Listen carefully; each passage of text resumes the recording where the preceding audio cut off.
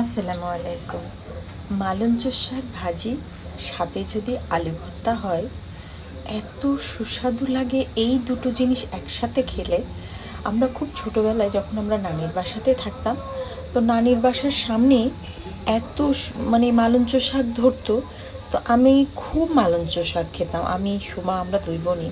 তো আমরা মালঞ্চ শাকগুলো তুলে আনতাম। মালঞ্চ শাক এখন ঢাকার মানুষেরা বলে, বাট আমরা কিন্তু এই শাকের নাম জানতাম হেলাঞ্চি শাক।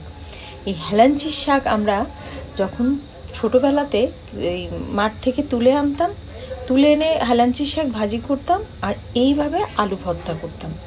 আলু ভর্তা, গরম ভাত, আর এই হেলাঞ্চি শাক ভাজি এত চমৎকার।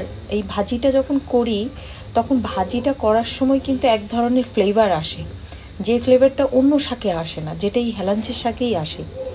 আর যদি আলু ভর্তার সঙ্গে মিক্সড করে গরম ভাতের সাথে খাওয়া যায়, এত সুস্বাদু, এত সুস্বাদু, মানে অন্য কোনো শাকের আর আলু ভর্তার মিশ্রণে যতটা না স্বাদ লাগে, ততটা বেটার স্বাদ লাগে এই মালঞ্চের শাকের সঙ্গে আলু ভর্তা। তো যারা এখনও আপনারা খান নাই, আমার এই ভিডিওটি দেখার পর আপনারাও বাসায় একটু দেখবেন যে মালঞ্চের শাক আর আলু ভর্তা করলে গরম ভাতের সাথে খেলে কেমন মজা লাগে। অবশ্যই কমেন্টসে জানাবেন। ধন্যবাদ সবাইকে।